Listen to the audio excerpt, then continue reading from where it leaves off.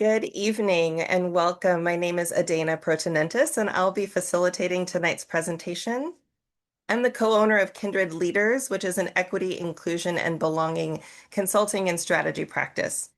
I'm a member of the faculty in Seattle University's Master of Public Administration program. I'm the former chair of the Washington Developmental Disabilities Council, but most importantly, I'm a mama who wants safe and supportive schools for all of our babies. I'm so glad that you're joining us all tonight. We will be recording this meeting to share with you all and also to share with folks who are not able to be here live with us.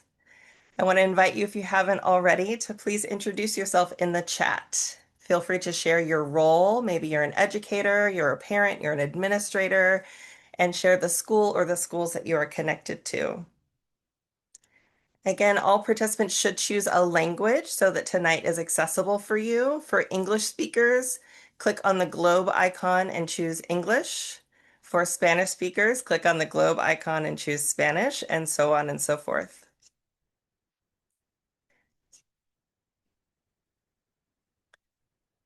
Now, while we've asked Dr. Greene to focus on Seattle Public Schools for the purpose of this webinar, we realize that this work does not happen in a vacuum, and creating conditions for success and for the support of all of our kids goes beyond just our district. And we want to welcome everyone who's joining us tonight from whatever part of the globe they are joining us. A few housekeeping notes. We will be dropping some links to referenced resources in the chat during and after the presentation. We will also send a list of links that have been shared, along with a recording of the event, to attendees within the week. We will be turning off the chat function during Dr. Greene's presentation so that we can all focus on the content, but we want to invite you to use the Q&A to send questions to us. We will be monitoring the Q&A throughout the presentation, and we'll try to get to as many questions as possible during our Q&A period.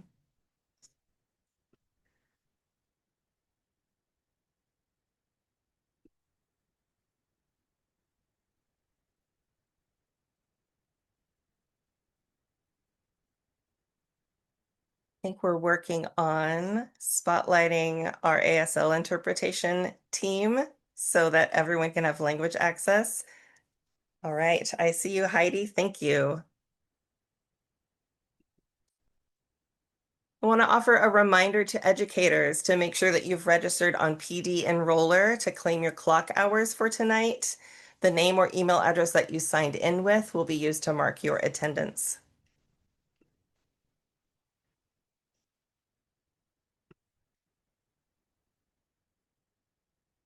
It feels important as we gather to start with a land acknowledgement.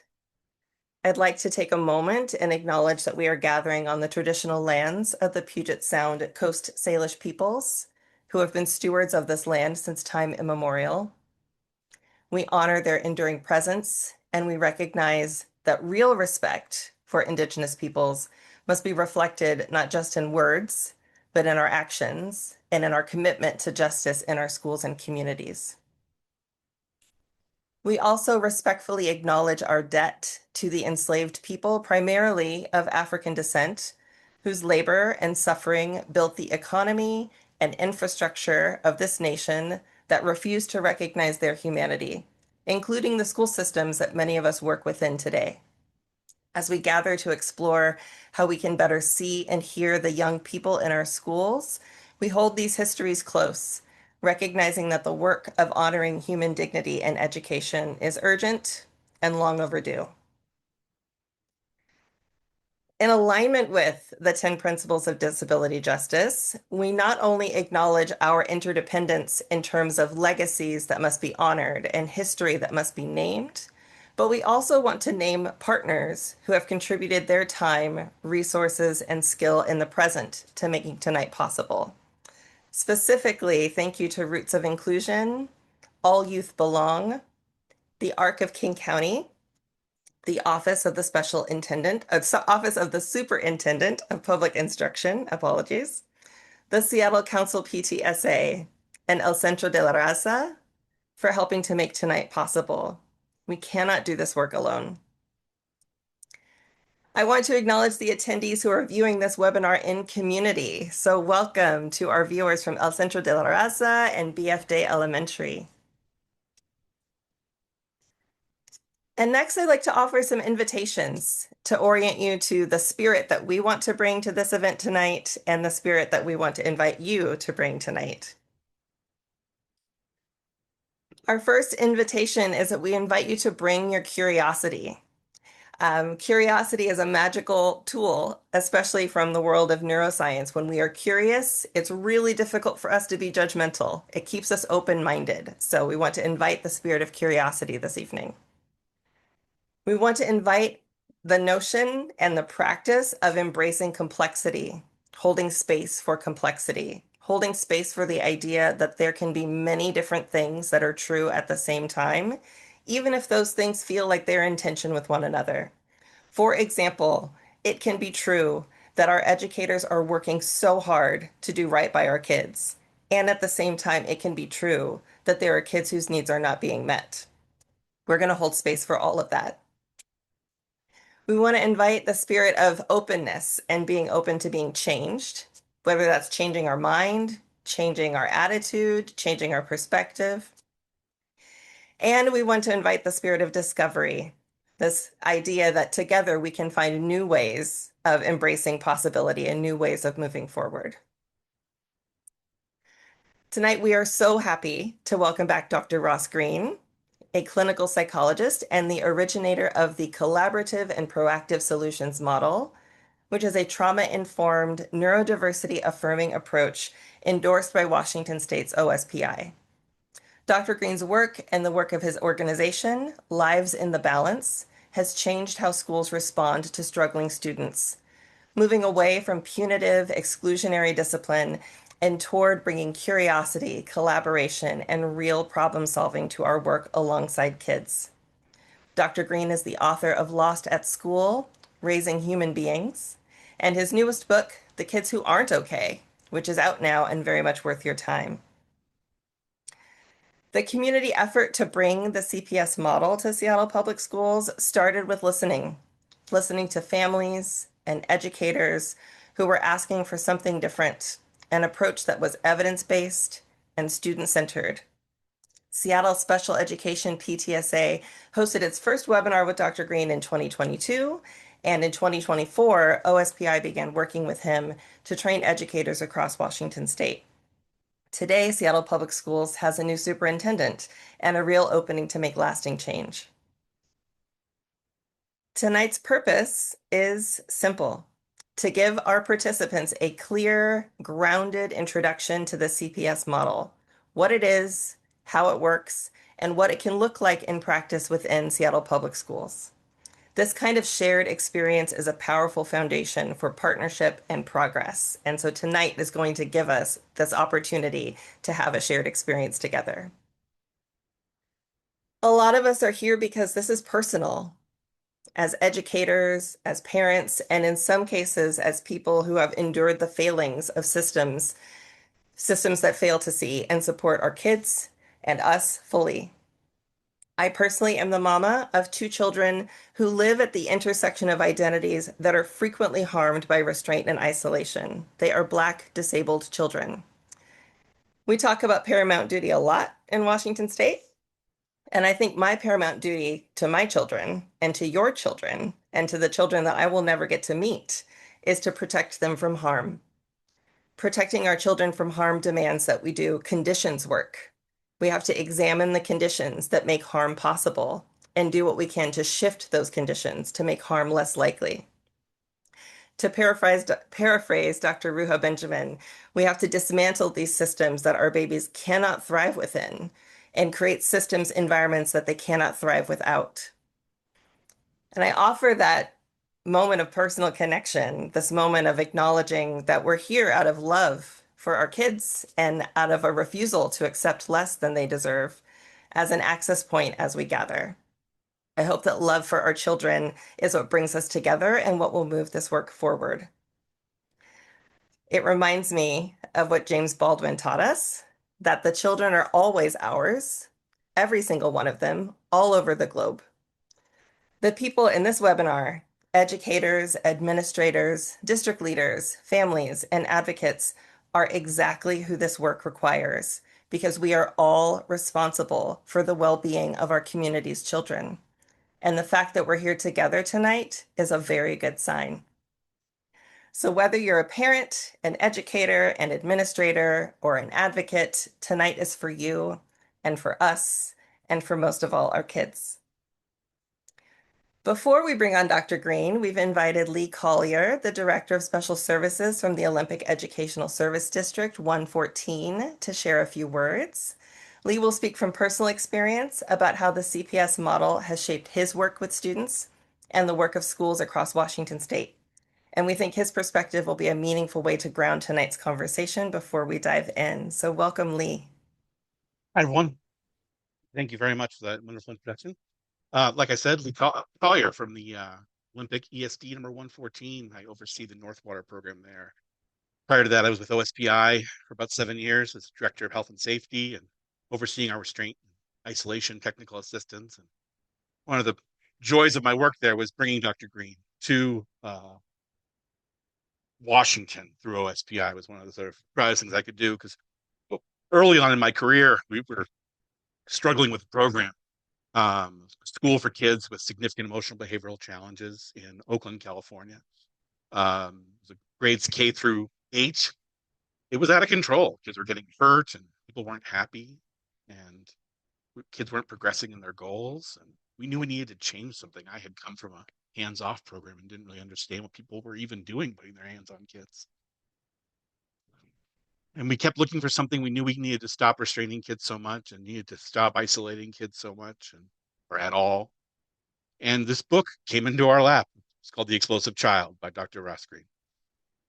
And that CPS model, collaborative and proactive solutions, changed my professional life and changed that school and changed kids' lives because restraint and isolation that our staff saw as tools to keep themselves safe when really they were crutches to not have meaningful dialogue and meaningful interactions with children.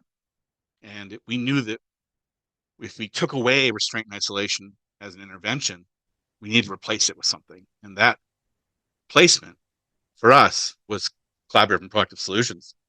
It changed the way our staff thought about kids, changed the way our administrators thought about kids, and we interacted with them. It was a frame shift all the way up. And to this day, I've been trying to incorporate that work in all of my practices and all of my thinking about how to redo schools, how to rethink schools.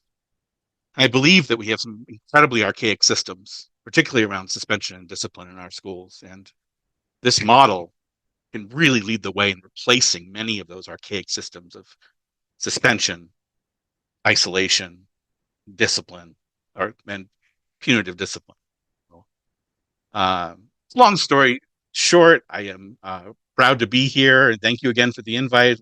Always happy to see my friends in the Seattle Special Education PTA, and I want to welcome to the floor Dr. Greene. Lee, thank you very much. Good to see you. And I'm so delighted to be part of the community tonight. I'm gonna share my slides here.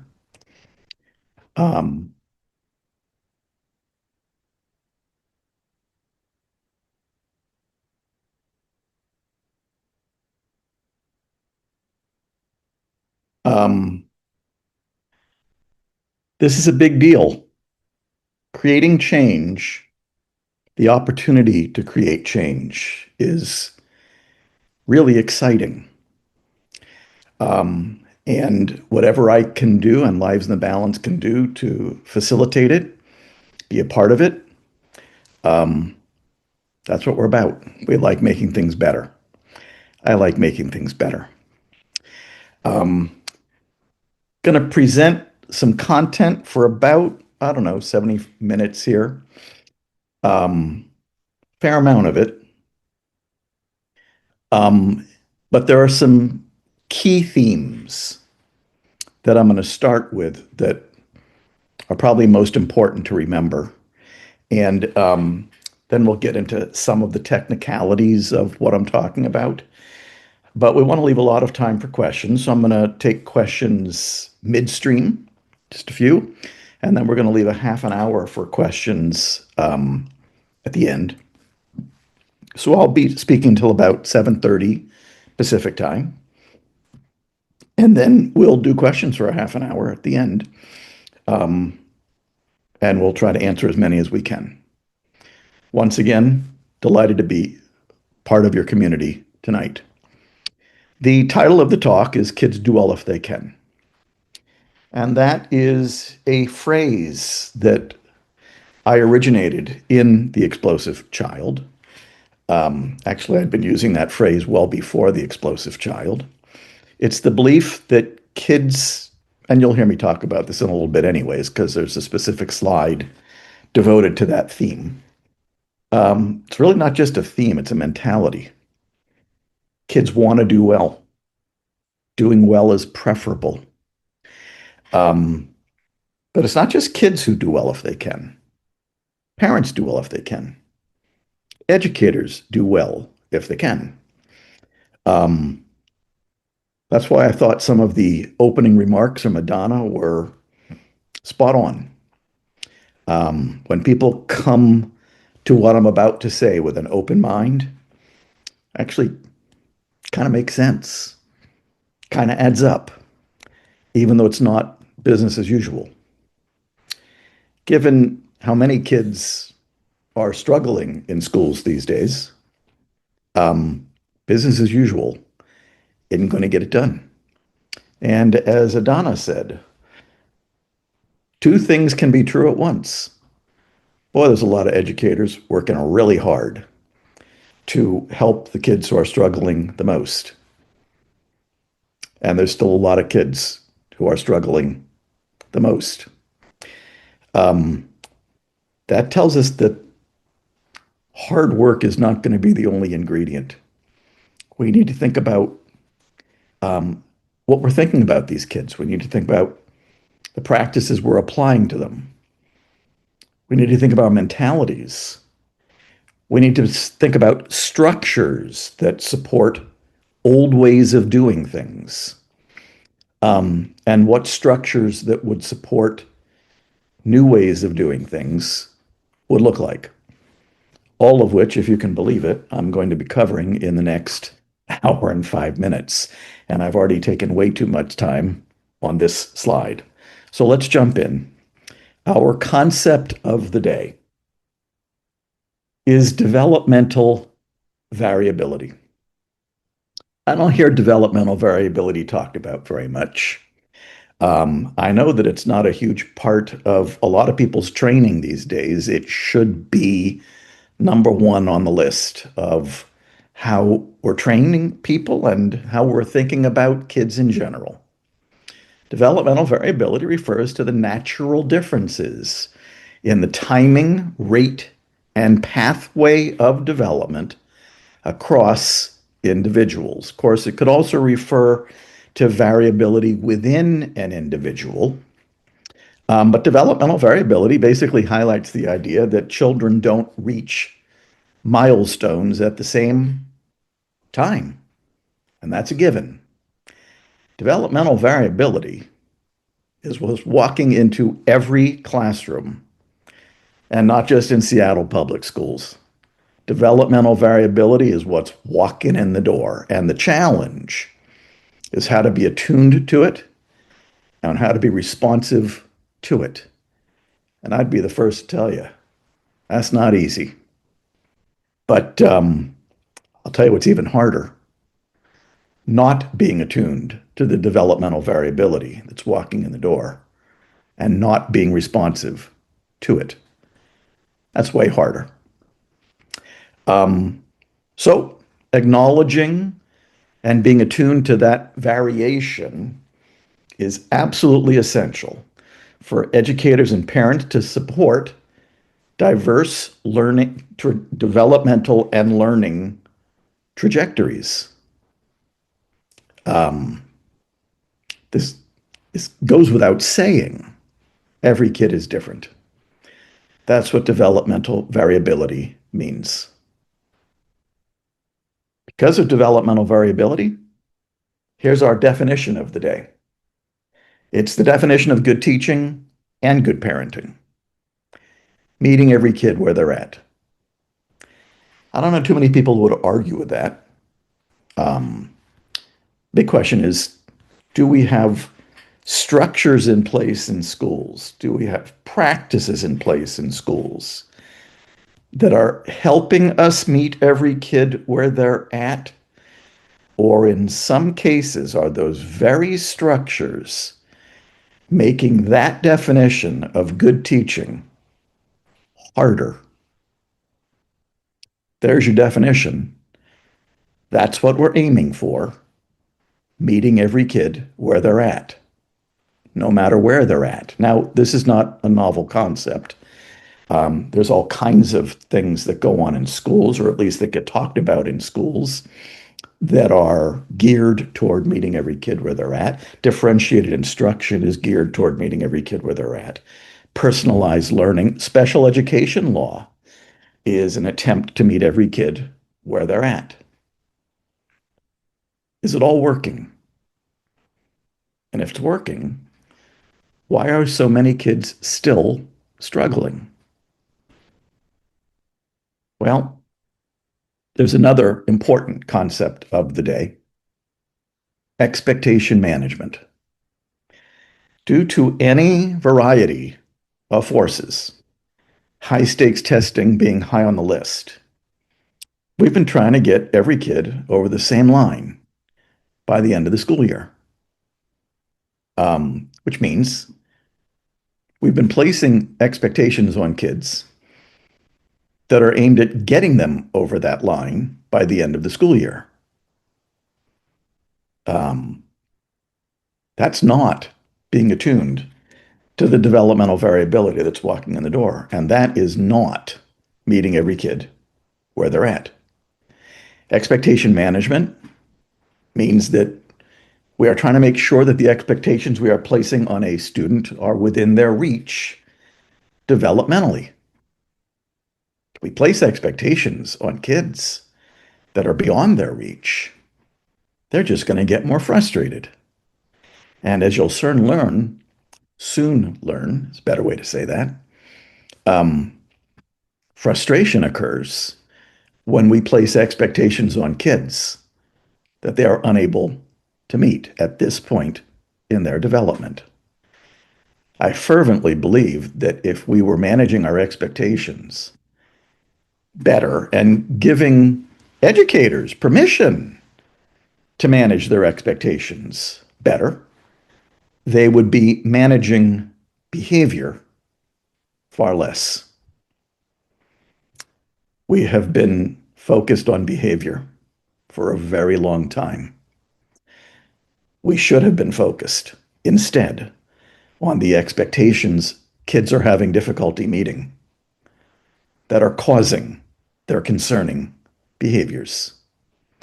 If we manage our expectations well, and I'm not talking about selling anybody short, what I'm talking about is each kid being their own reference point for progress. That means that what we're focused on is the starting line, not the line that every kid has to get over by the end of the school year. Huge. If you remember nothing else from anything I say over the next hour, these are our most important concepts: developmental variability, meeting every kid where they're at, expectation management. Huge. Now, you're going to be hearing about some things that I think we can change, but I don't just think we can change these things. We've helped schools change these things. So this is not fantasy, though there is some idealism in the mix. It is idealism blended with practicality and reality. If things aren't going well, you need a little idealism. If your idealism is too far-fetched, it's not going to fly. What you're about to hear about is not idealism that is too far-fetched. There's lots of schools doing what you're about to hear about. Here's things we can change. Number one, this is doable. Instead of focusing on kids' concerning behavior and trying to modify it, we should instead be focused on the unmet expectations that are causing those concerning behaviors. And in the CPS model, once again, collaborative and proactive solutions, those unmet expectations are called unsolved problems. They're also known as problems that have yet to be solved. They're also known as problems that are waiting to be solved. And what that means is that these are expectations kids have been having difficulty meeting for a very long time. They are what we call old unsolved problems. And the fact that they're old tells you those problems are still unsolved. Those are expectations we're still putting on kids that they're still having difficulty meeting. This shift is absolutely paramount. We've been defining kids by their behavior for too long. When we're focused on behavior, we're also focused on psychiatric diagnoses, which tend to be, especially in the case of childhood psychiatric disorders, long lists of concerning behaviors. We and the kids are far better off when we are instead focused on the expectations they're having difficulty meeting, once again, on their unsolved problems. That is a completely different focal point. What is concerning behavior? Therefore, it's the kid's frustration or distress response. It's the way the kid is signaling that they're having difficulty meeting certain expectations.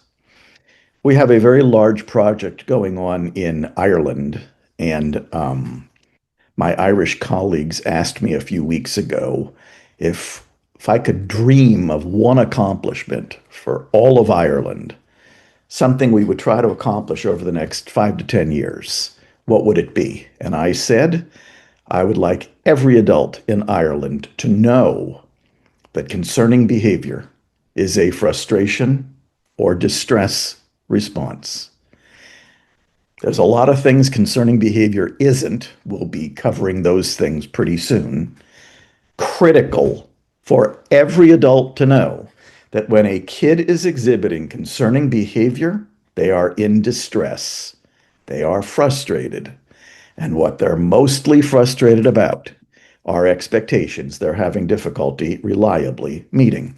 Now, some people wonder, what's he talking about when he talks about an unsolved problem?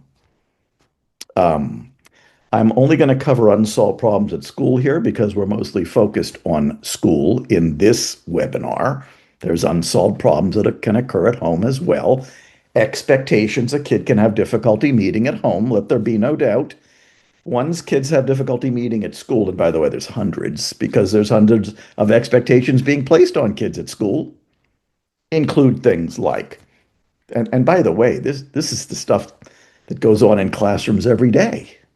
Difficulty coming back into the classroom after recess, difficulty sitting next to Susie during circle time, difficulty completing the double-digit division problems on the worksheet in math, difficulty getting along with Trevor on the school bus, difficulty agreeing with Billy on the rules of the Foursquare game at recess, difficulty coming to school on time.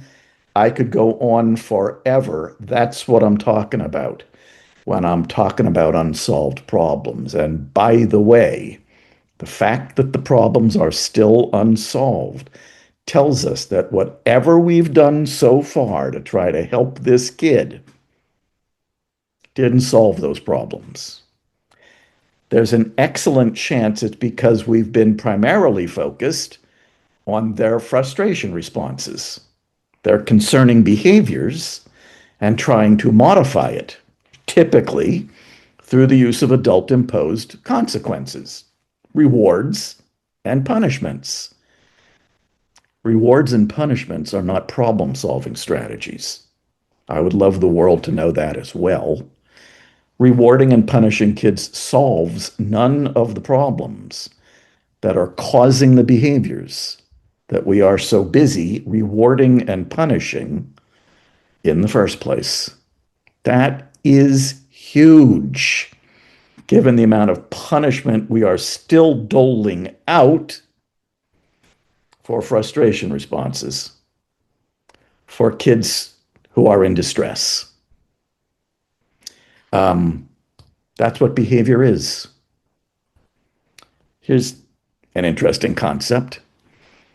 You know, disproportionality is a bad thing, right? Of course, disproportionality is a bad thing, especially when it comes in the form of disproportionately applying punitive, exclusionary discipline to kids with disabilities and those with black and brown skin. But there's good disproportionality. Thanks to developmental variability, every kid is going to be different in terms of their ability to meet expectations in a classroom. Good disproportionality is recognizing that some kids are going to have more unsolved problems than others for any variety of reasons. And some kids are going to need more problem solving than others. I'll take that kind of disproportionality any day of the week.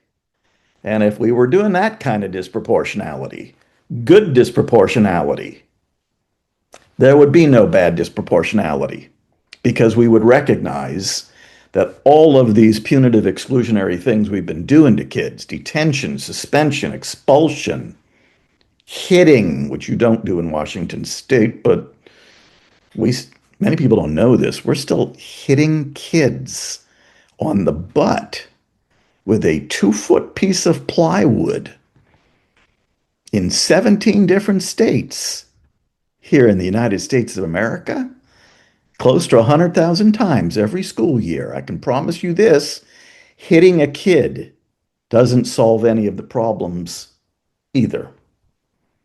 We're talking about restraining kids. We're talking about secluding kids. All these things we've been doing that don't solve a single problem, that's causing the behaviors that are how we're justifying why we're doing those things. Goodness. Us mental health professionals, we like to categorize things, and one of the things we've been categorizing for a very long time is kids concerning behavior. So let me just give you some examples of behavior categories. If we were to rely on the trauma literature for categories, and by the way, I love the trauma literature, this is not a criticism, we would be greeted with the categories of behavior of fight, flight, and freeze, which is fine, except you're still talking about the kids concerning behavior. You've just categorized it. You still don't have the most important information you need to really be helping this kid. There's information missing. If we were to rely on the mother lode of categories of behavior, we would need to look no further than the Diagnostic and Statistical Manual of Mental Disorders, or the DSM, now in its 5th edition. The fact that it's in the 5th edition tells us we're having trouble getting the categories squared away. But as I've already said, if you took a look at the diagnostic criteria for the vast majority of childhood psychiatric disorders, what you would find is a long list of concerning behaviors. Wait a second. When you're talking about a kid's psychiatric disorder, you're still talking about their concerning behaviors? Yes, of course. That's what comprises the diagnoses. Behavior. I have categories of my own. They're fake. I'm one of the few people who's willing to acknowledge that his categories are fake. Mine are fake, but I use them for a very important reason, which will become clear momentarily. My categories are lucky, and unlucky. What are lucky ways of communicating that you're having difficulty meeting certain expectations? I'm not going to be exhaustive here, but whining, pouting, sulking, withdrawing, crying. Why are those ways of communicating that you're having difficulty meeting certain expectations lucky?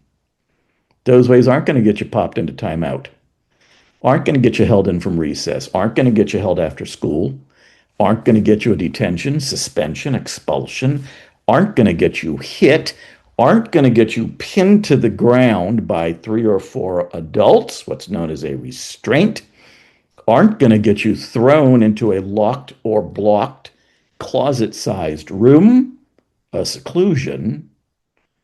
But best of all, those lucky ways of communicating that you're having difficulty meeting certain expectations are highly likely to elicit empathy, nurturance, support from your caregivers.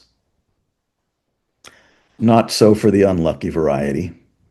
And that's the variety of kid I've been working with for over 4 decades now. What are unlucky ways of communicating that you're having difficulty meeting certain expectations? You already know, but here's a sampling.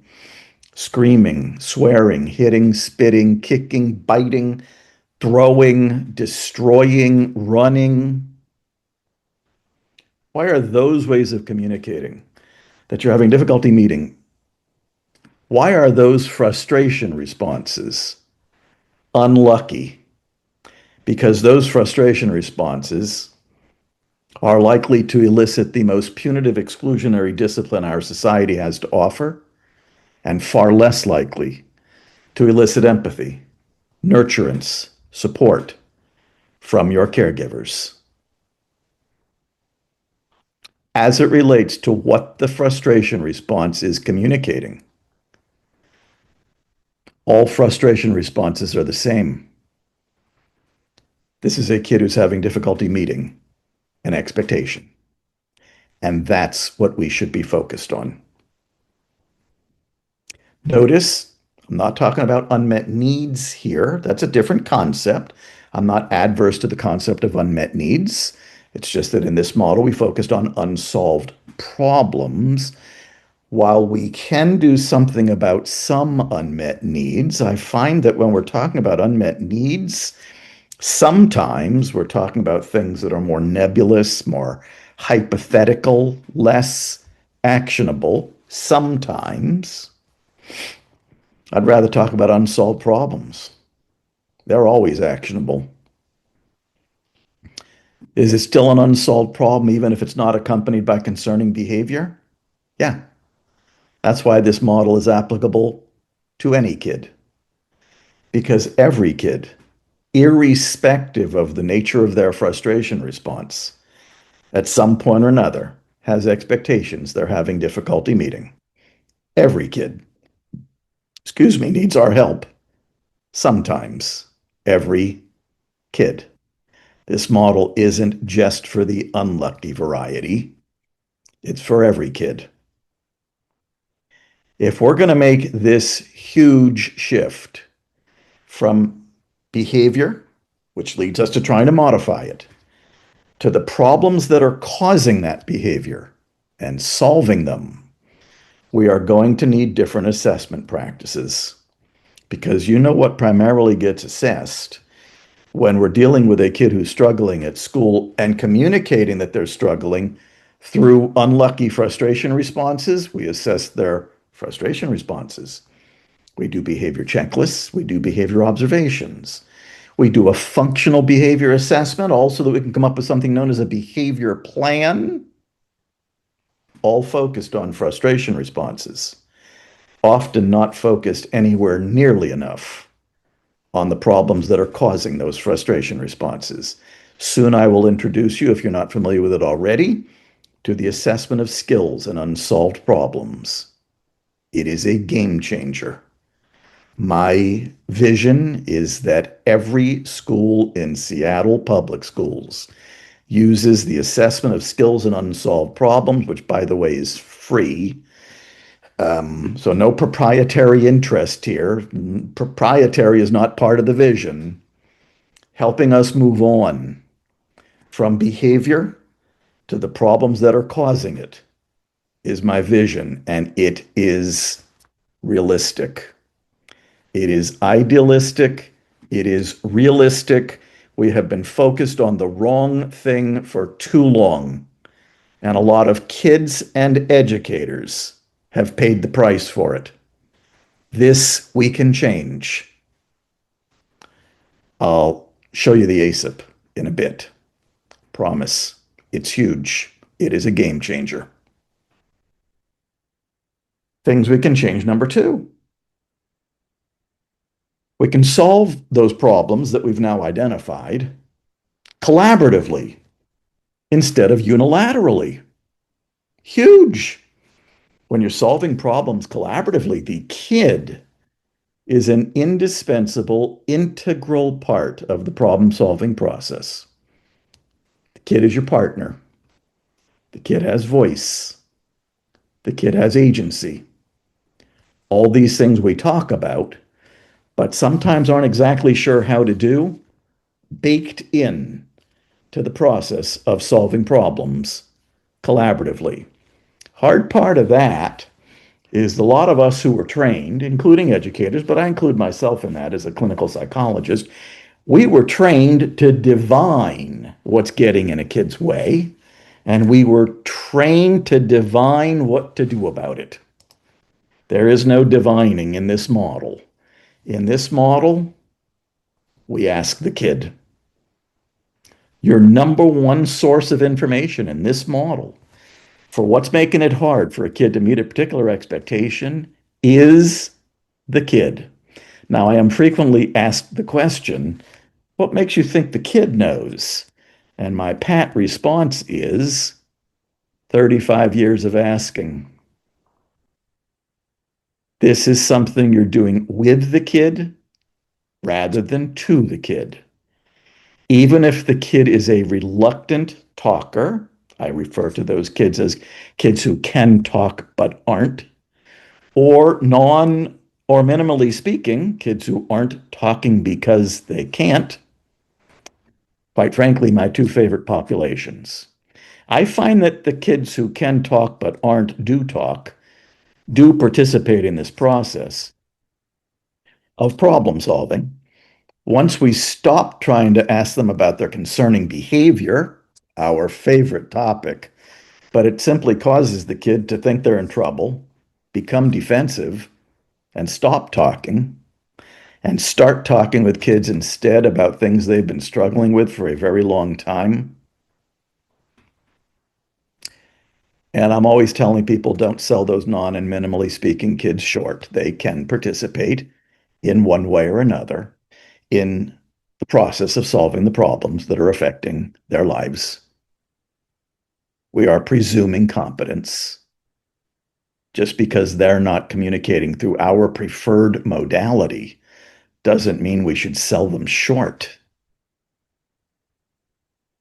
Here's the biggest question I get about this solving problems collaboratively business.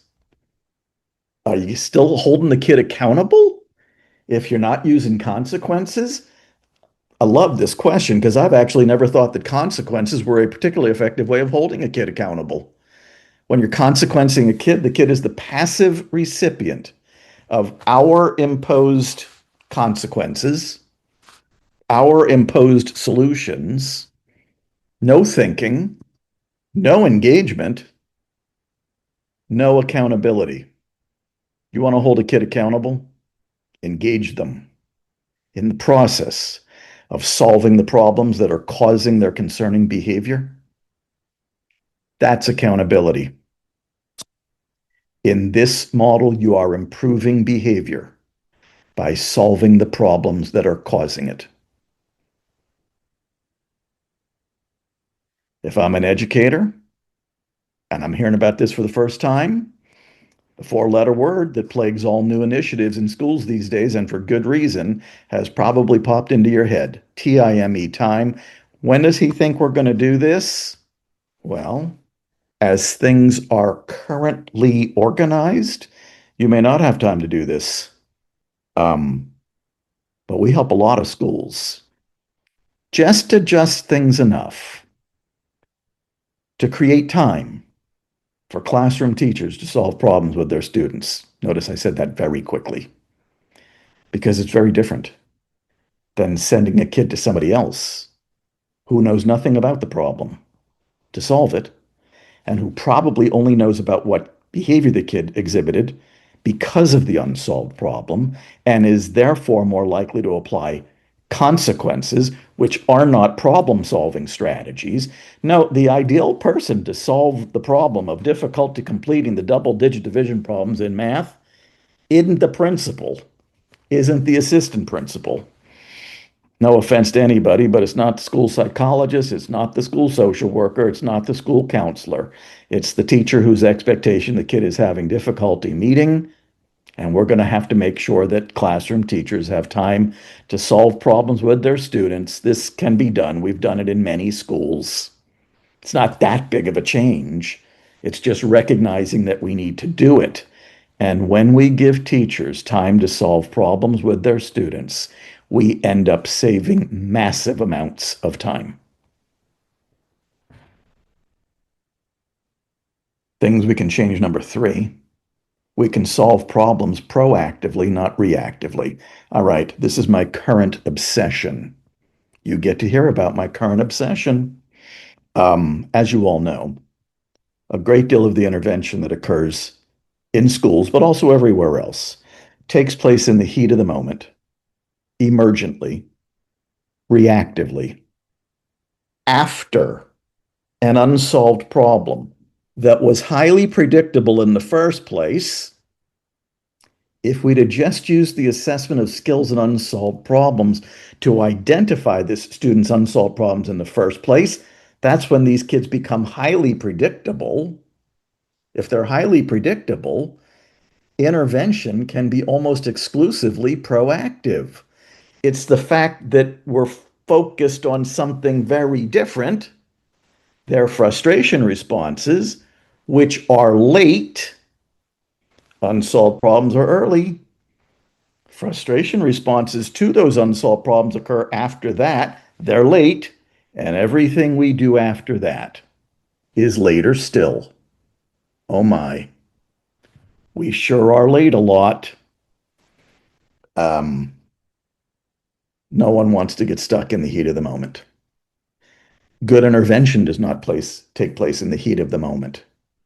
So somebody's got to explain to me why we are pouring so much money and so much time into teaching educators what to do once a kid is already becoming escalated. Somebody's got to explain that to me because that's training people to be late with just a little intentionality, with just a little commitment. We could be early instead of late. And early is best practice for educators, and early is best practice for kids. I don't see any difference between what's best practice for kids and educators. If it's good for kids, it's good for educators too. And being late isn't good for anybody. And that's how things are set up. In The Kids Who Aren't Okay, that new book that I just put out, chapter 3 is called Set Up to Be Late. That is something we can do something about. In fact, that brings us to the second key mantra of the CPS model. Don't be late. We are late a lot. How do we not be late? It begins by answering 2 questions. The very 2 questions that are answered by the assessment of skills and unsolved problems. Why and when? As in, why do some kids respond so poorly to problems and frustrations? When do kids exhibit concerning behavior? The answer to the question why has been provided to us by the research that has accumulated on kids with concerning behavior over the last 40 to 50 years. And I'm going to summarize that research in one sentence.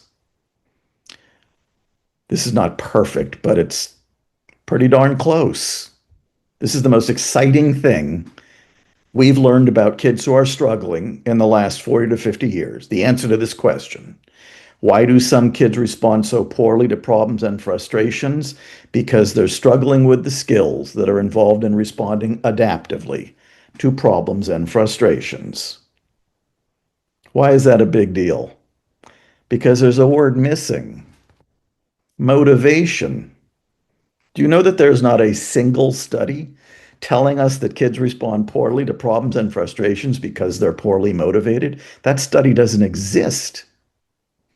Well, then why have we been trying so hard to incentivize them when motivation is not what's going on here in the first place? No, it's skills. That's what the research tells us. And what skills are we talking about here? These are the global ones: flexibility, adaptability, frustration tolerance, problem solving, emotion regulation. There's your new lenses. And when school staff put their heads together to complete the assessment of skills and unsolved problems on a student who's struggling, they have new lenses to show for that. Skills, not motivation. And that is a much more compassionate, much more accurate, much more productive set of lenses.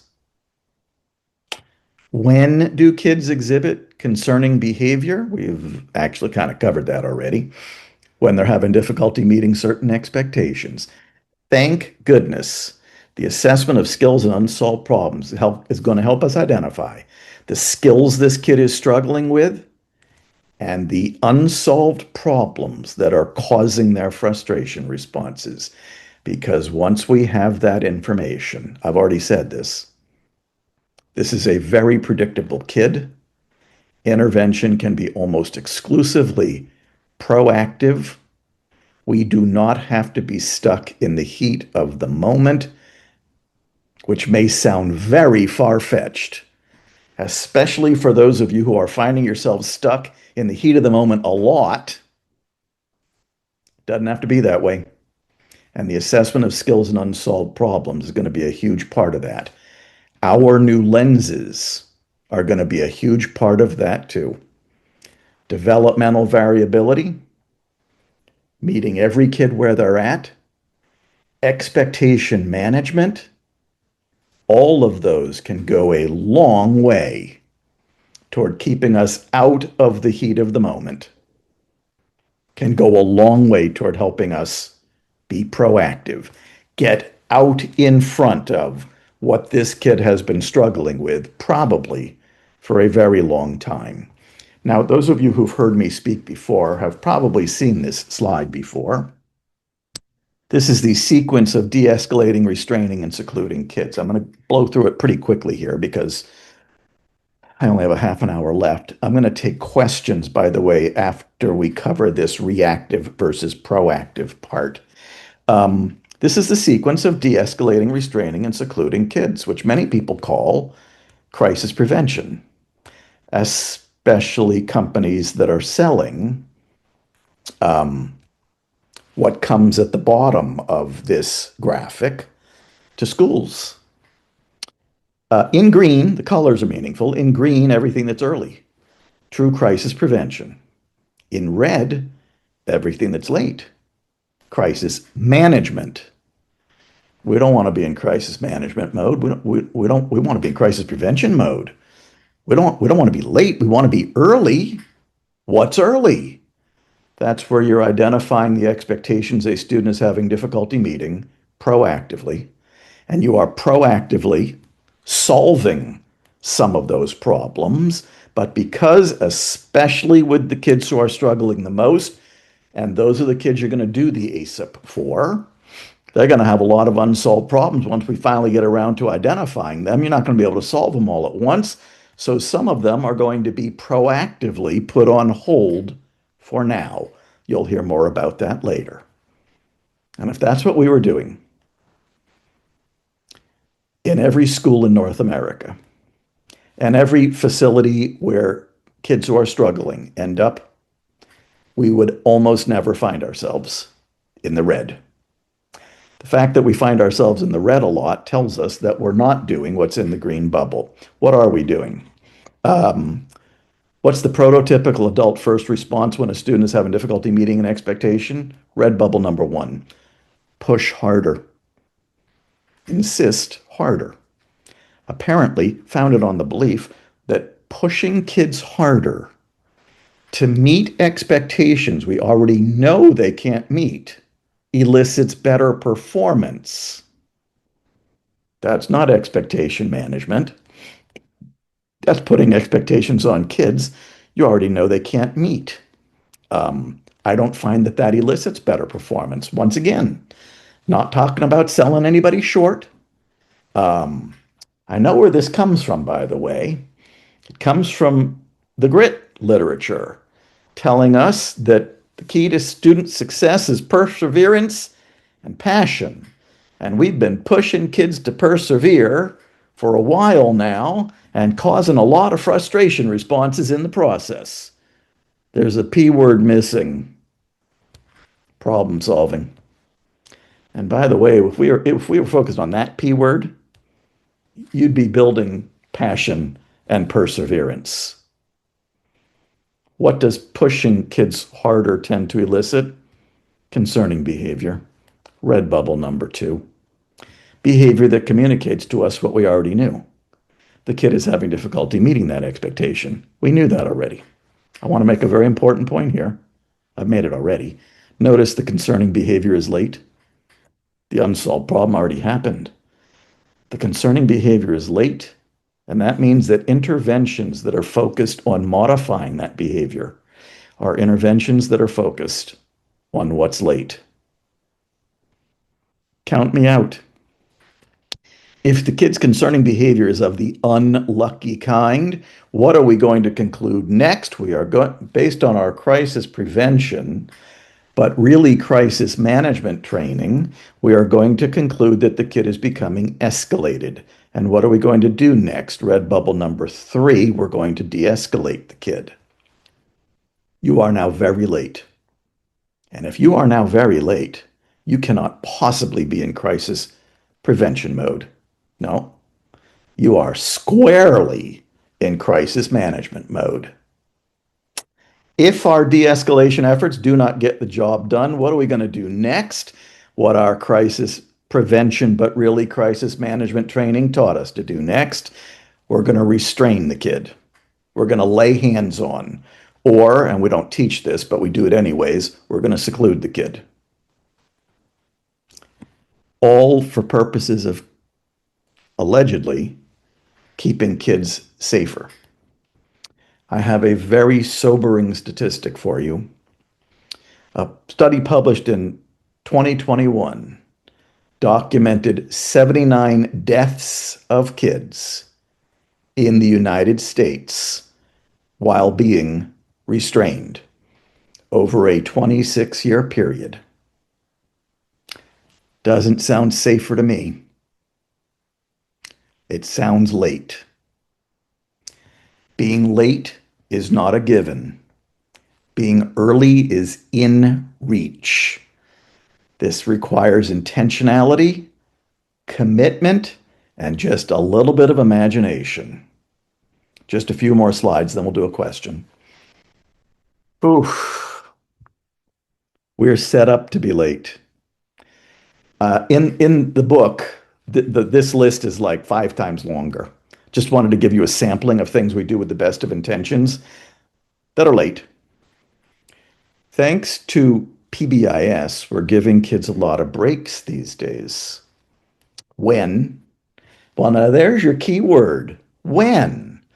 The minute we say the word when, we know we're late, as in, what do I do when? We don't want to focus on what you do when. Yeah, we can make sure people know what to do when, but we especially want to make sure that people know what to do so they don't find themselves in when a kid is just beginning to struggle with a particular task. I'm not talking about planned breaks here. Work for 10 minutes, take a break. I'm talking about the breaks we give kids just as they are beginning to struggle with a particular task. If that's the timing, Taking a break is late. It explains why. I've worked with kids who are getting 15, 20 breaks a day. 15, 20 breaks on Monday simply guarantees 15, 20 breaks on Tuesday, because not only is taking a break late, taking a break isn't going to solve any of the problems that are causing the kid to take a break in the first place. Calming corners, late. When do kids access the calming corner? When they're not calm. When are they not calm? When they're having difficulty meeting a particular expectation. All right, so the calming corner is late. Explains why I've worked with kids in schools who are accessing the calming corner 5, 10 times a day. 5, 10 calming corners on Monday simply guarantees 5, 10 calming corners on Tuesday, because not only are calming corners late, calming corners aren't going to solve any of the problems that are causing the kid to access the calming corner in the first place. There are people who work in schools, I'm sure some of them are in this webinar, who have job titles that tell us they are the people we expect to show up when it's late. We call them crisis managers, behavior intervention specialists. We have other people in schools who are supposed to show up when it's late, whose job title does not designate that they are on the late staff: principal, assistant principal, school psychologist, school social worker, school counselor. It's almost as if we expect to be late. By the way, there is a piece of equipment that is ubiquitous in American public schools that is another indicator that we expect to be late. It's called the walkie-talkie. When does the walkie-talkie start to squawky? When we're late.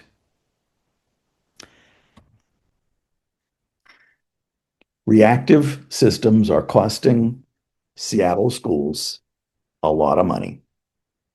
Seattle already has evidence, you track it, that kids are losing instructional access because of behavioral escalation cycles. Collaborative and proactive solutions reframes these incidents, not as isolated behavior incidents, but as predictable, unsolved problems that can be addressed proactively so that students do not lose access to their education. Let's take a few questions before I keep going. Adana, you're on, I All think. right. Thank you so much. I'm a child of the South, and I feel like you just took me to church. Well, I hope that, well, In a good way, in a good way. in a good way, because it's a lot of those southern states are the ones that are most punitive and most Mhm. exclusionary. Yep, Um, absolutely. Yeah, my people are from Hattiesburg, Mississippi. It doesn't get a lot more southern than that. it doesn't get more southern, and last I looked, Mississippi's schools were the most punitive and exclusionary of any, although my understanding is also they're working very hard to change that. Yes, they are. Both things can be true at the same time, right? Can be true at the same time. Okay, I'm going to offer a question. There have been a couple of versions of this question, so I'm going to combine them a little bit.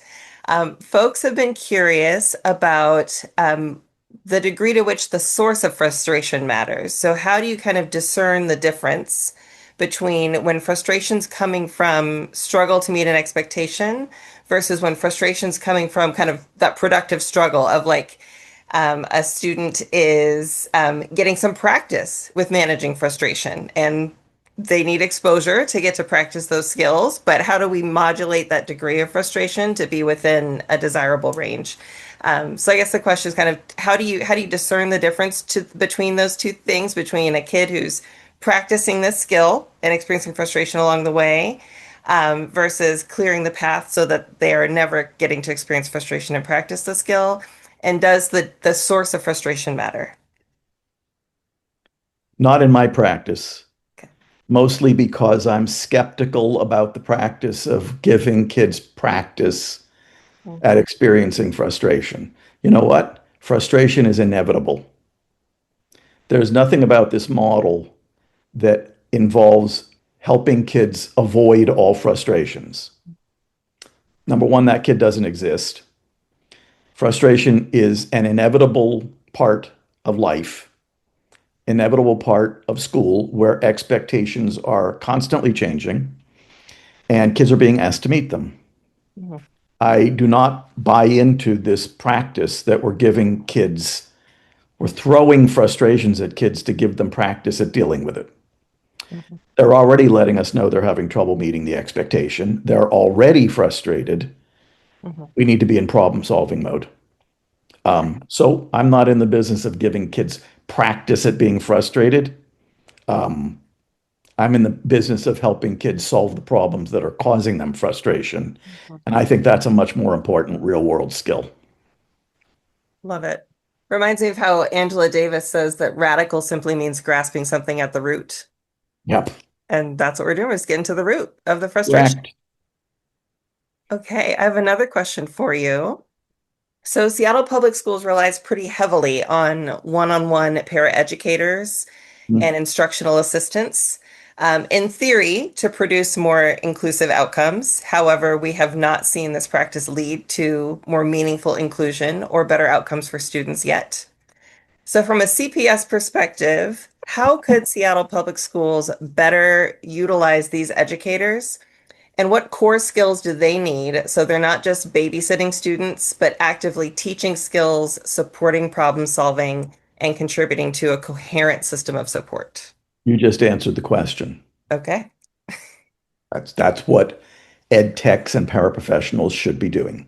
They should be trained in solving problems with kids collaboratively and proactively.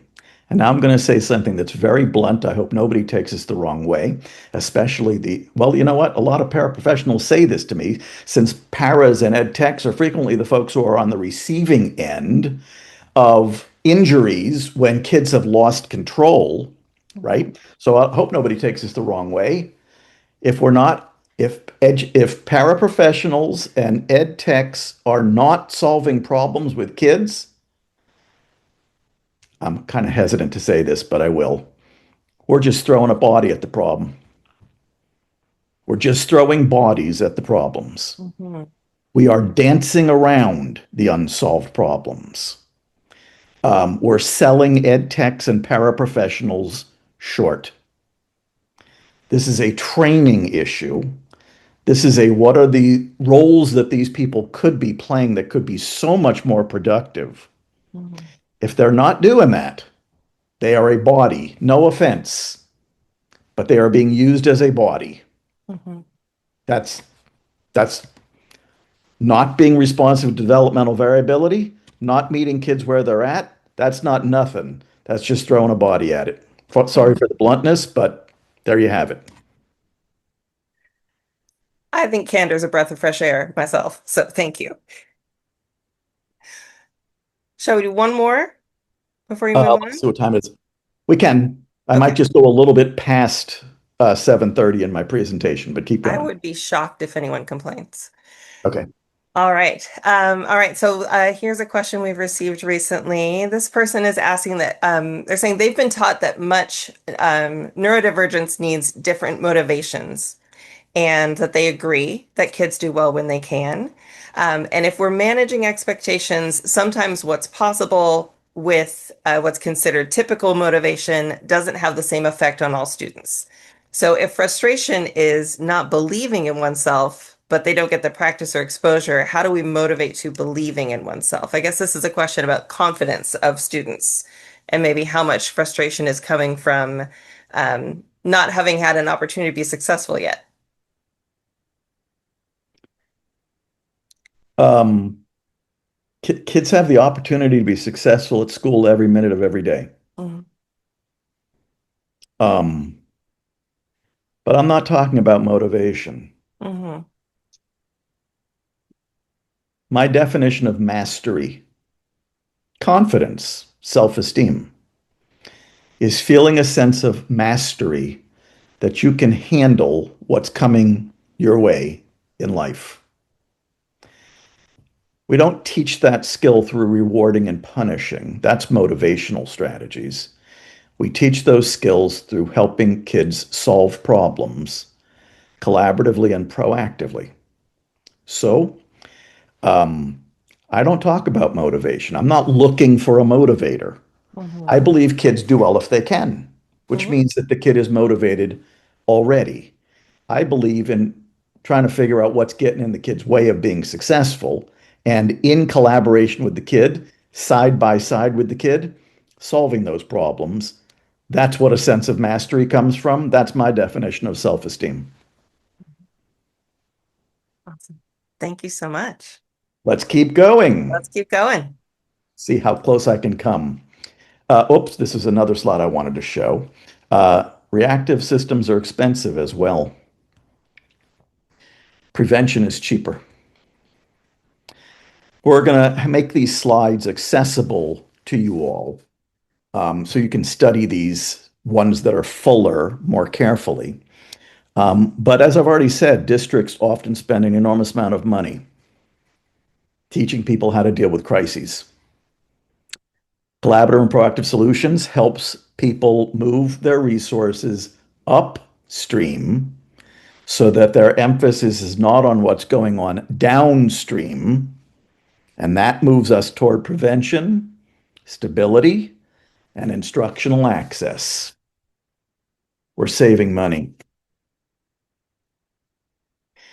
You just heard me say this one, but this is another thing we can change. Our mentality. Kids do well if they can is the mentality of the CPS model. It's the belief. By the way, these are six little words, but having had the good fortune of talking about this model all over the world, I can tell you that it is these six little words that people tell me most often most got their head turned around. It's the belief that if this kid could do well, they would do well because doing well is preferable. But the reason kids do well if they can, I think, feels like a big deal to a lot of people is because of a much more popular alternative mentality called kids do well if they wanna. Kids do well if they can, and kids do well if they want are completely different. If you have a kids do well if they wanna mentality, then the reason you think this kid isn't doing well is because they don't want to do well. And now you think you're in the business of trying to make this kid want to do well. And we've just arrived yet again at incentives for behavior. Um, and we've also arrived at a lot of characterizations of these kids that are inaccurate, attention seeking, manipulative, coercive, unmotivated, limit testing. They're wrong, but they all flow from the belief that somehow this kid isn't motivated because somehow doing poorly is working out better for the kid than doing well would. Kids do well if they can. Doing well is preferable. This kid would very much prefer to be doing well. Something's getting in their way. And the biggest favor you can do this kid is to not be the person who tries to think of the next incentive, but who identifies their skills and unsolved problems and who starts solving problems collaboratively and proactively. That's a shift. I've just named four things we can change. They're all realistic and idealistic. We can't stick with business as usual. How do we operationalize everything you've heard so far? We help people get good at two key ingredients that comprise the collaborative and proactive solutions model. Ingredient number one, identify skills and unsolved problems. Ingredient number two, solve those problems collaboratively and proactively. Why are we identifying skills and unsolved problems? I cannot emphasize this enough. That's what's going to make intervention proactive rather than reactive. Why are we identifying skills? That's what's going to help adults view kids through much more compassionate, much more accurate, much more productive lenses. And why are we identifying unsolved problems? Because if we don't identify problems proactively, we won't solve them proactively. And we will always find ourselves stuck in the heat of the moment, yet again, dealing with a kid's concerning behaviors. Why are we solving problems collaboratively and proactively? Because that's what's going to promote a partnership between kid and adult. This is not enemies. This is not adversaries. It never needed to be. That's what's going to help us engage kids in solving the problems that are affecting their lives. Why would you want to leave the kid out of the loop on that? That's what's going to help us come up in tandem with the kid with solutions that tend to be much more effective and much more durable. And maybe the best news of all, when you're solving problems collaboratively and proactively, you are simultaneously enhancing the skills they're struggling with. You may not need a separate skill enhancement program. You may, on the skills we talk about in this model, flexibility, adaptability, frustration tolerance, problem solving, emotion regulation, you may not need a separate curriculum for those. Enhancing those skills is baked in to the process of solving problems collaboratively and proactively. Okay, now let's get a little more technical. There it is, the assessment of skills and unsolved problems. 2024 rendition. Prior to 2024, it was called the assessment of lagging skills and unsolved problems. But then the neurodivergent community made it quite clear to me that they didn't like the word lagging. They said lagging had a neurotypical reference point. They were right. They didn't feel like they were lagging anything. Right again. Out goes the word lagging. Now it's the assessment of skills and unsolved problems. And what it's going to help us identify is the skills that are making it hard for a kid to respond adaptively to problems and frustrations. That's the top section. The bottom section is going to help us identify all the expectations a kid is having difficulty meeting.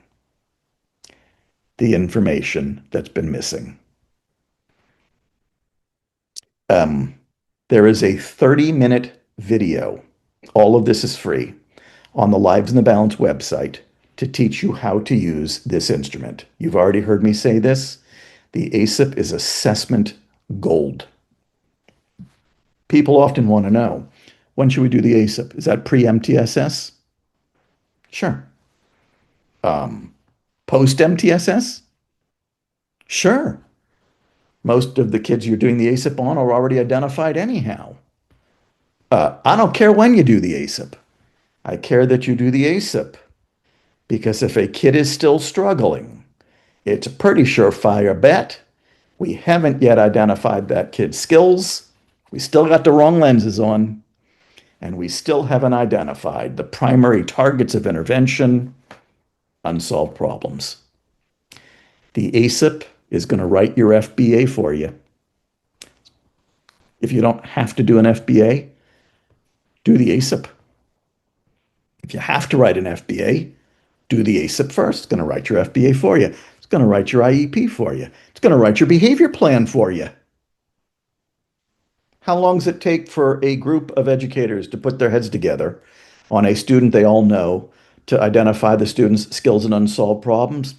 30 to 45 minutes. How long does a functional behavior assessment take? A lot longer than that. How long does the eligibility process take? A lot longer than that. How long does it take to get the kid tested?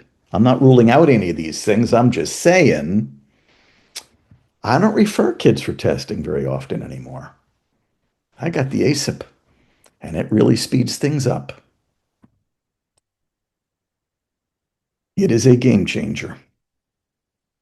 Some very interesting reactions I get during ASIP meetings. They sound like this.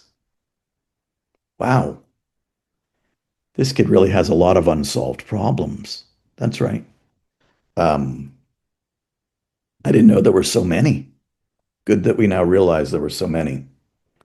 You know, if I had these many unsolved problems and I knew I was gonna get them thrown at me when I arrived at school, I don't know if I'd get out of bed.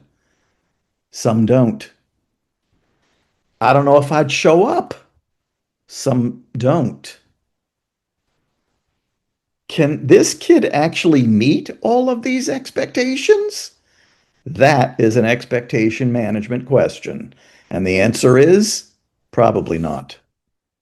If they could, they would, because kids do well if they can. Um, are they all of equal importance? No. And that's going to help us prioritize because you can't work on everything at once. So this kid only gets upset when these unsolved problems pop up. That's right. And the unsolved problems don't pop up. We know they're coming. That's right. Any unsolved problem, you have entered into the assessment of skills and unsolved problems, which is available in an editable, fillable format on the Lives in the Balance website. Um, any unsolved problem you write in was predictable, or you wouldn't have been able to write it in. And you're saying that if we solve these problems with this kid, they won't get upset over them anymore? That's right. It's only unsolved problems that cause frustration responses. Solved problems don't. And you're saying we don't have to wait till the heat of the moment to solve these problems? We can solve them proactively?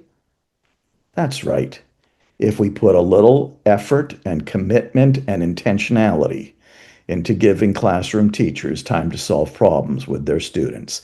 And since we're not going to cover that in great detail unless you ask, the key there is coverage, just in case nobody asks. We have to prioritize our unsolved problems because we can't work on them all at once. Took a long time for that pile of unsolved problems to accumulate. It's going to take a minute to work our way through them.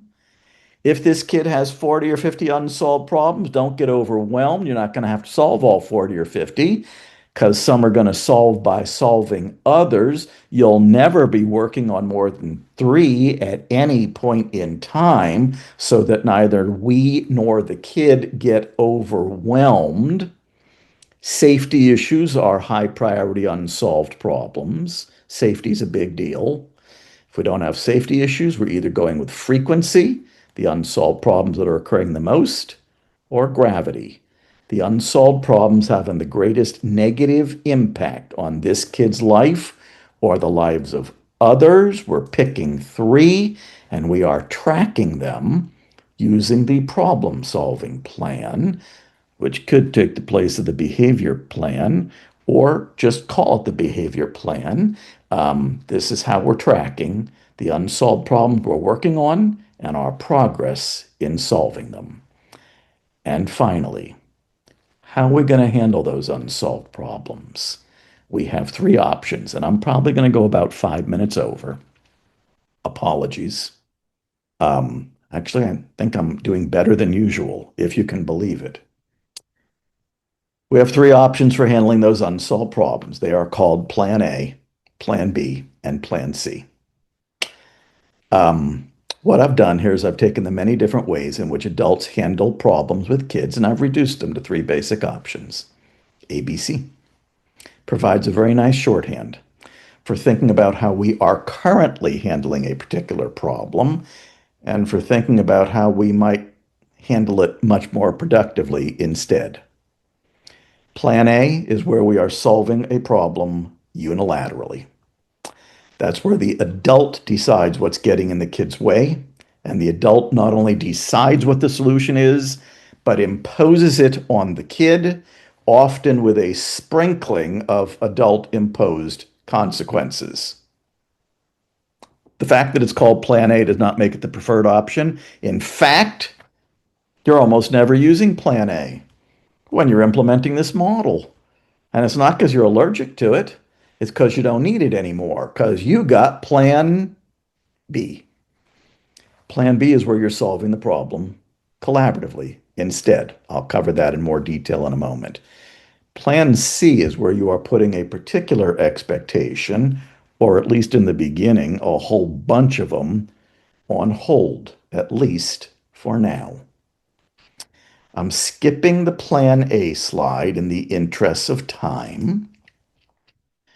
Here's the Plan C slide, Why would you put an expectation on hold? I can think of three reasons. Prioritizing is one of them. You can't work on everything at once. Expectation management is another. This is us giving really serious thought to whether a particular expectation is actually in range for a kid at this point in their development. Once again, not selling anybody short. It's just that we've changed our reference point. The kid is their own reference point for progress, not some line at the end of the school year. And stabilization. There are kids in Seattle public schools who are, at the moment, very unstable. And in this model, we have a mantra: stabilization comes before education. We're going to have to stabilize that kid. And in some instances, that means that we are putting almost every expectation on hold for now until we can stabilize this kid.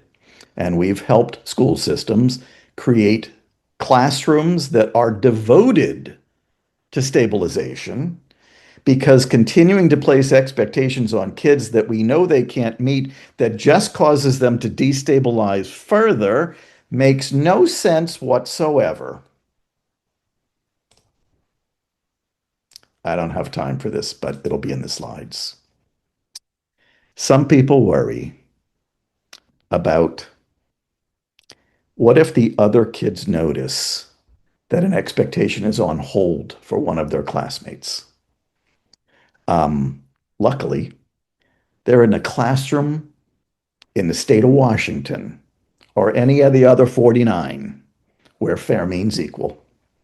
In every classroom in Washington State, Seattle Public Schools in particular, just because this is Seattle Public Schools, fair does not mean equal.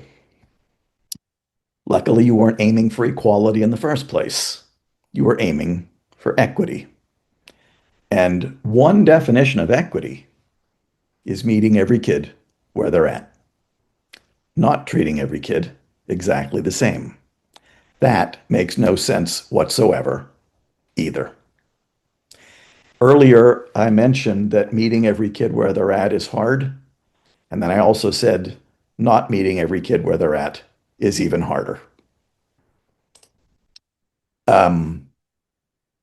This is a slide that I will encourage you to look at more carefully when you get the slides. But CPS strengthens equity because of everything you've heard about so far. There are 3 steps that are involved in solving a problem collaboratively. They are called the empathy step, the define adult concern step, and the invitation step. If you hop on the Lives in the Balance website, livesinthebalance.org, it comes up on the last slide, I think, and find the guided tour on the website, you can see all kinds of videos showing you these 3 steps. But very quickly, the empathy step is where you're gathering information from the kid about what's making it hard for them to meet a particular expectation. As you've already heard me say, the number one source of information on what's making it hard for a kid to meet an expectation is the kid. The key ingredient of the empathy step for us adults is curiosity. Another key ingredient is listening, which is the purest form of empathy. The key ingredient for the kid: voice, agency.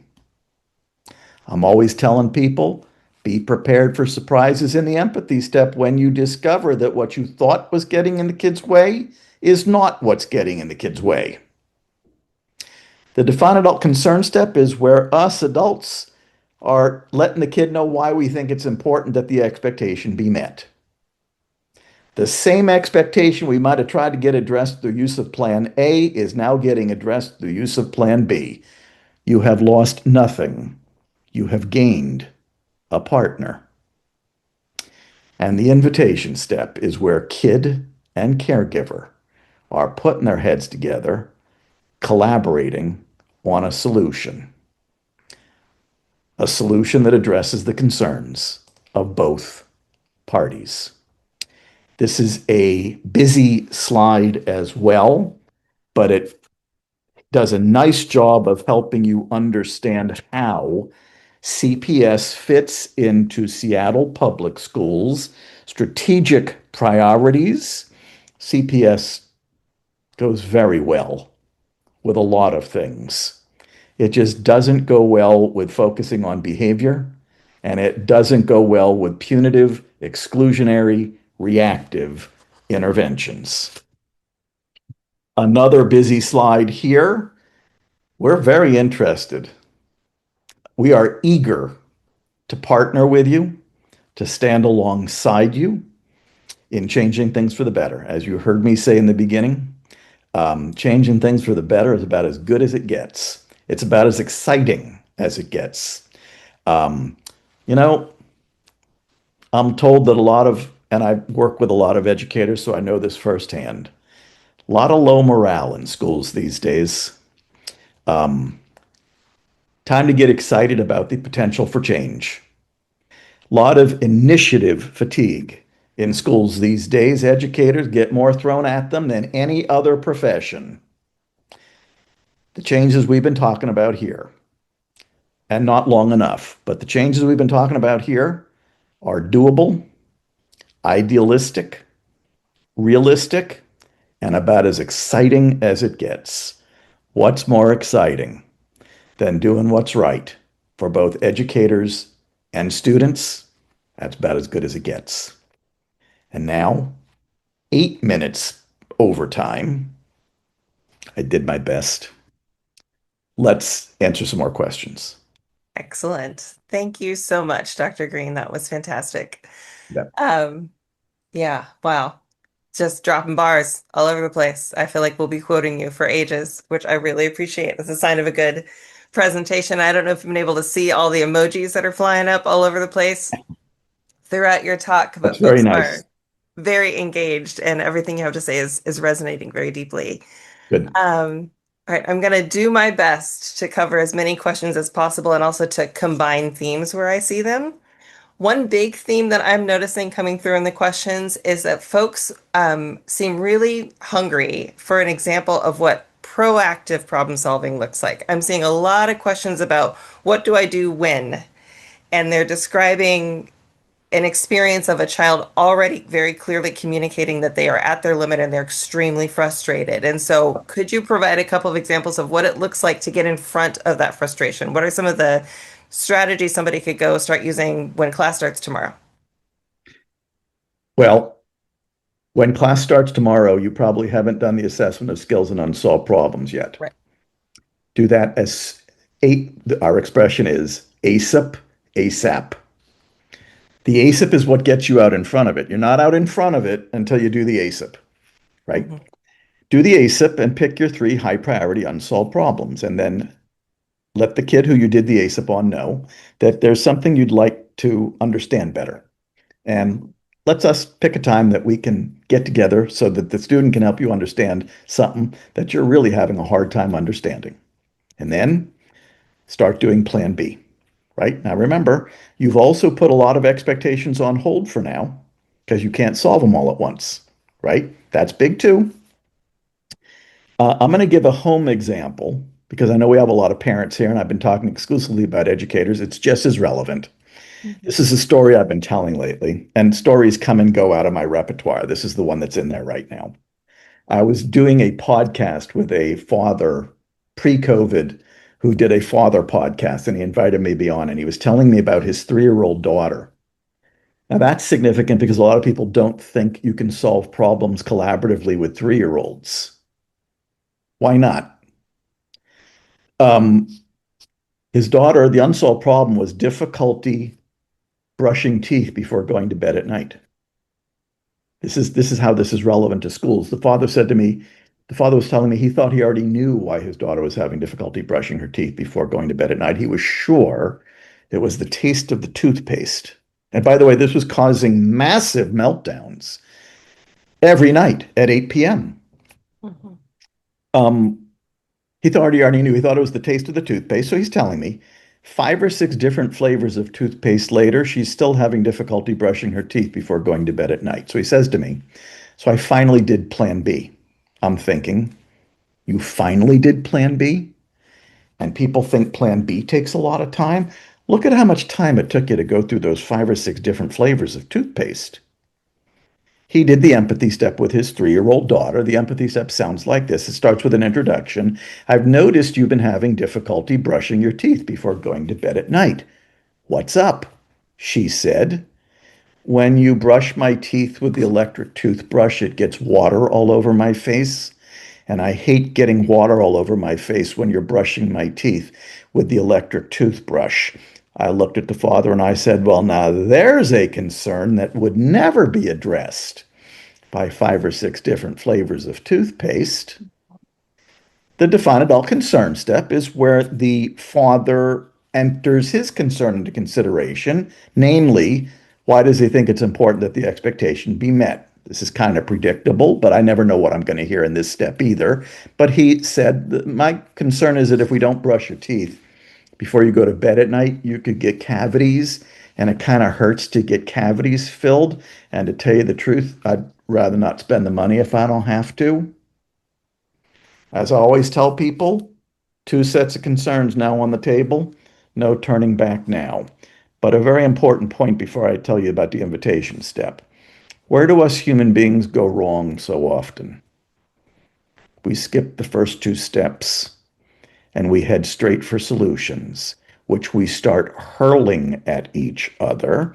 This is what is known as a power struggle. And a power struggle is a win-lose proposition. In a power struggle, all you're trying to figure out is who's going to win and who's going to lose. And who's going to win? Whoever we figure out has the power. So in a power struggle, all we're doing is jockeying around trying to figure out who has the power. When you're solving problems collaboratively, you are engaged in a win-win proposition. Who's going to win? Both of you. What does winning mean? You both got your concerns addressed. What should we be teaching kids how to do as early in their development as possible? No matter how many unsolved problems they're walking in the door with, we're teaching them how to solve problems collaboratively. That's the hope. That's my hope. Because I got to tell you, power ain't cutting it. The invitation. This is, once again, where kid and caregiver are trying to come up with a solution that addresses the concerns of both parties. It sounds like this. The father said, I wonder if there's a way for us to do something to make sure that we don't get water on your face while I'm brushing your teeth with the electric toothbrush. That was the kid's concern. And also make sure you don't get cavities, because it kind of hurts to get cavities filled, and I'd rather not spend the money if I don't have to. Believe it or not, you are then giving the kid the first crack at the solution. Not because they have to come up with the solution. If they don't have any ideas, I'm sure the adult will, but it's very good strategy to let the kid know you want to hear their ideas. The 3-year-old said, can we wrap a towel around my face when you're brushing my teeth with the electric toothbrush, and then my face won't get wet, and also I won't get cavities? Who won? Both. Who lost? Nobody. Who's an authority figure? The father. Who just got an amazing practice modeling for life in the real world? Both of them. That's what it sounds like in a school. That's what it sounds like with a 3-year-old, an 8-year-old, a 15-year-old. That's what it sounds like no matter what the unsolved problem. That's just the example I'm giving of one kid on one unsolved problem. I hope that helps, but there's more video than you'll know what to do with on the Lives in the Balance website showing what this looks like. Amazing. Thank you so much. I'm a pracademic. I'm a scholar and a practitioner, and specifically, I'm a scholar of disability justice. And this sounds exactly like Principle 2 of the 10 Principles of Disability Justice, which Mm, is that we follow the leadership of the most impacted. And I mhm. often find that folks get confused about who the most impacted person is. They think that the grown-up is most impacted. They might think classmates are most impacted, but there's no one who's more impacted than the kid in question. And following their leadership, asking their um, insight about what's getting in their way is gold. It's gold. It is gold. I see so many amazing questions, and I'm trying to be thoughtful I'll about answer time. the rest of them much more quickly. Okay. There's also a request if it feels okay to take your slides down so folks can see your lovely face more clearly. Oh, heck yeah. My lovely face. Yes. 3 hours past my bedtime, as you wish. There we go. Excellent. All right. I would like to invite Susan Hernandez, who's our president of the Seattle Special Education PTSA, to ask the next question. Hi, and thank you, Dr. Greene, for sharing your expertise with us. This is an opportune time for Seattle Public Schools. So early in The Kids Are Not Okay, you describe how discipline and academic outcomes disproportionately harm Black and Brown students. And you also mentioned it today during your talk. Seattle Public Schools has acknowledged the historical racism that shows up in schools, and it has taken steps such as restorative practices and disproportionality reduction initiatives to address it. In what ways do you see the CPS model enhancing or adapting these existing strategies to more effectively support students of color and close the racial disparities that we see? Um, you're not going to have disproportionality if you're not using punitive exclusionary disciplinary practices. That's the bottom line. You're going to still have students who are struggling if you are not solving the problems that are causing them to struggle. I support any effort to address disproportionality, to create school cultures and climates that are safe, free of racism. But when you get right down to it, solved problems don't cause the disproportional application of punitive exclusionary discipline. Unsolved problems do. Those disciplinary practices are good for nobody.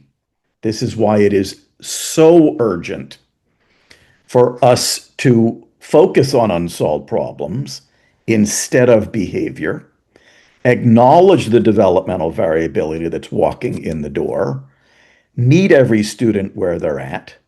The better we do those things, the more everyone is treated with equity.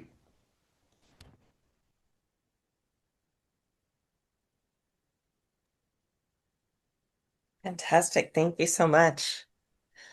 All right. I'm just going to fire them at you. Go for it. Um, this question has come up a couple of times, and you touched on it briefly, but I'm going to ask you to share a little bit more.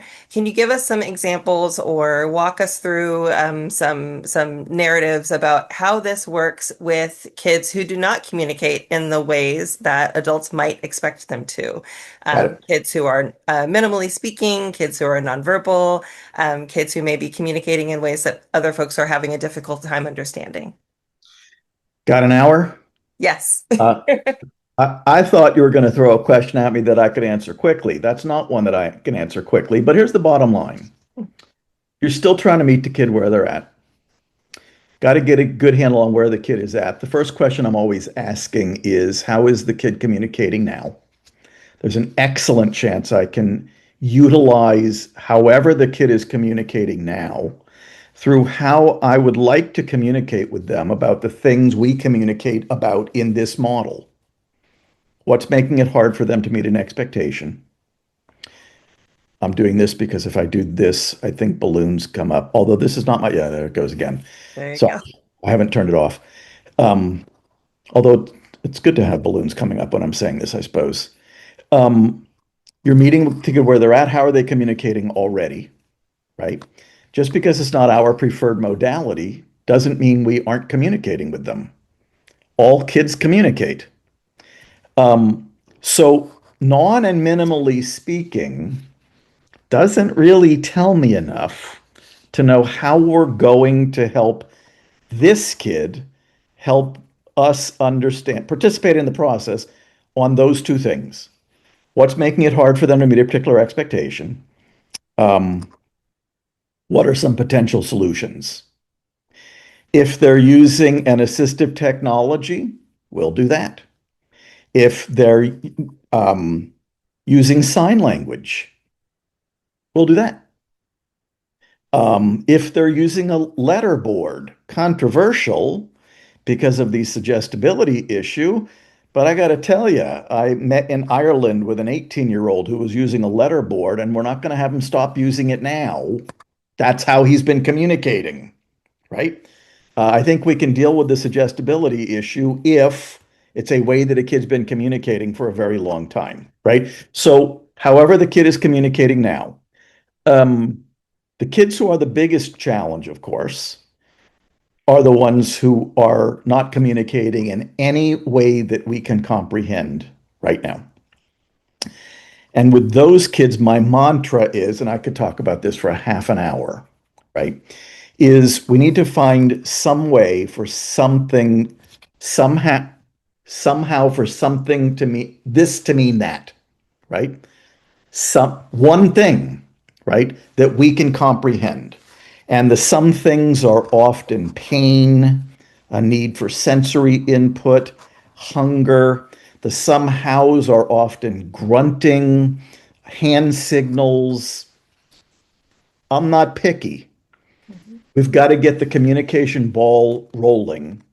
But as you would imagine, because the kid's voice is so critical in this model, there's pretty much nothing we wouldn't do to figure out a way for a kid to communicate with us. And I don't want to neglect the kids who are reluctant speakers. The kid's voice is critical. The kid's voice should always have been critical. In this model, the kid's voice is indispensable. And I just ran past that so fast, I probably didn't do it justice at all. But there you have it. The I'll take newest, it. Yeah. by the fall, we will have our newest section on the Lives in the Balance website that is specifically oriented toward how to help non and minimally speaking kids engage in this process. That is very exciting. I have a reluctant communicator myself at home, so I'm looking forward to that. Good.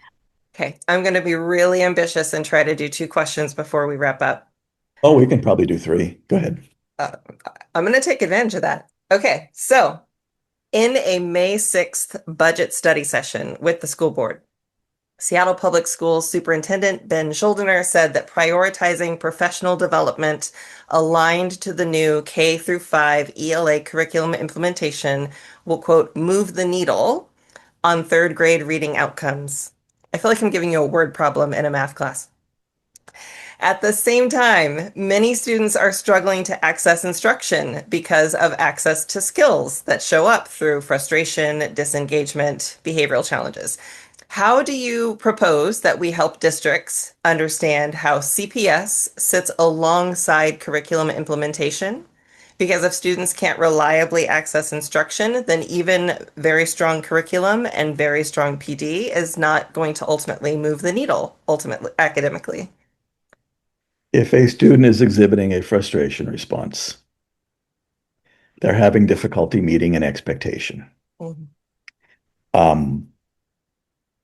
If they keep having difficulty meeting that expectation and keep exhibiting frustration responses, then they're continuously not accessing the curriculum. Mhm. Now I got to say something. This is going to sound harsh too. That's on us.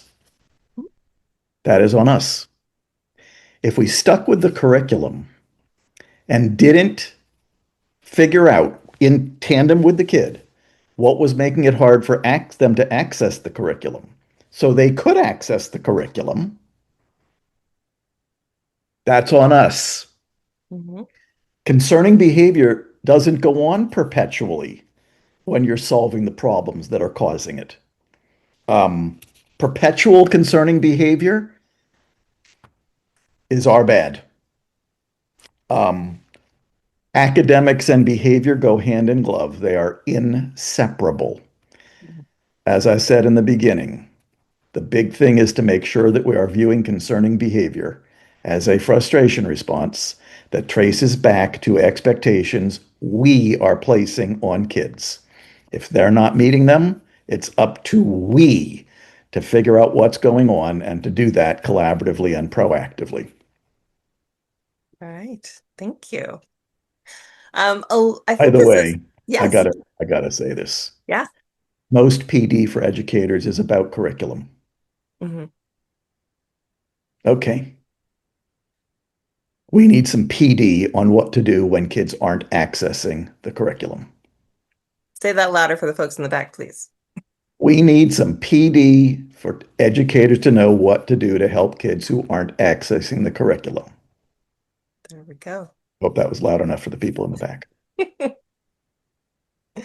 Thank you.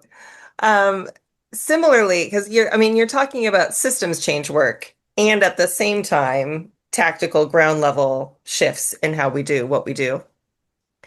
And so I've got this question that's also bubbling up, which is, I'm sure Seattle is not unique in this, are experiencing a lot of inertia in our system. We get a lot of, we have to do it this way because we've always done it this way kind of energy. So how do you, from a systems change perspective, start implementing changes when a system is so set in its ways? Every system is set in its ways. Yes. The United States government is set in its ways. Mhm. Inertia is built in. I don't think inertia, I think inertia in government was built in for purposes of stability, believe it or not. Mhm. It made it hard to change things because we like things the way they are. Inertia doesn't have to be part of a school system, right? A school system can be energized to change things for the better, right? I think this means taking a close look at structures that are making us late, that are causing us to focus on the wrong thing, that are making it hard for us to be attuned to developmental variability, that are making it hard for us to meet every student where they're at, and that are making it hard for us to practice expectation management.